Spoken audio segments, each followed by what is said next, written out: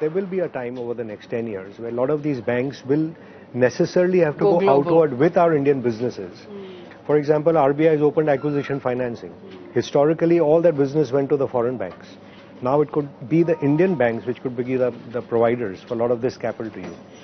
It was inconceivable for me to think 30 years ago when I started. The largest foreign investor was Capital Group, and they were a sub-$100 billion equity group globally. Today you have a $100 billion mutual fund out of India. So there is a time when even all this will globalize. So it's fun. It's something to look forward to. It is exciting times. But you know, you've always said that real ownership lies in building or owning a business for the long term. We're living in the very quick, QCOM, instant gratification era.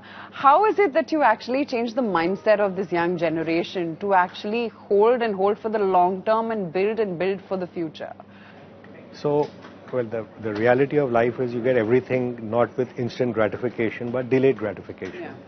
And even the examples of the companies are giving, it's not like Zomato was built in 2 years. It takes, as they say, it takes 7 years or more to become an overnight success.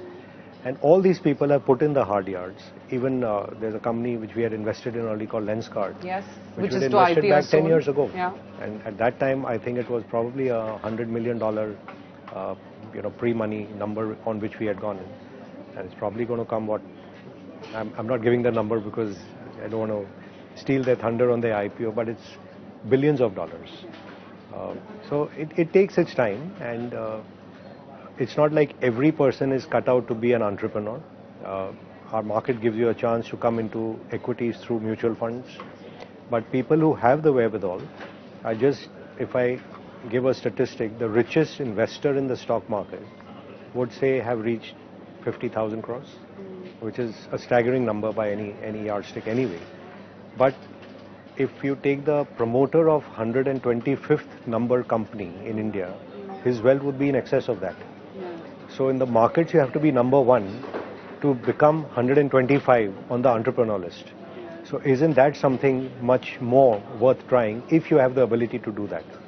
And if not, of course, this is great. Like I saw recently, someone puts out Shah Rukh Khan makes $1 billion in his wealth.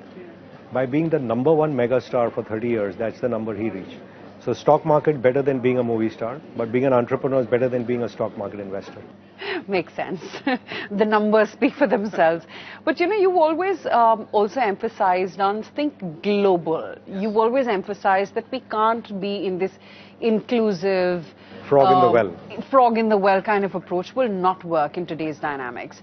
But at the same time, what's happening in the world is this tectonic shift, so to speak, right? Sure. Everyone is looking inwards, and that seems like an ideology which is coming right from the top. Can it survive, really? So, if we are 3-4% of global GDP and 3-4% of global market cap, and if we are content to remain 3-4% and be a distant number 3 to America and China, which is okay. But if we aspire to closing the gap between a 4 trillion and a 20 trillion, surely you have to take share of global markets. And that global market, like I said, cannot become just a processor for IT or pharma or small amount of manufacturing. It has to become a mega owner of IP and brands, because the value capture really happens there. And you have deep domestic markets now. So for example, Indian two-wheelers are global because they had depth in the domestic market. Now you may laugh that, oh, they are only selling into Latin America or Africa or rest of Asia, but it is a global market. It doesn't mean globalization only means I have to go and sell into the US. Yeah. There are markets out there in the whole world.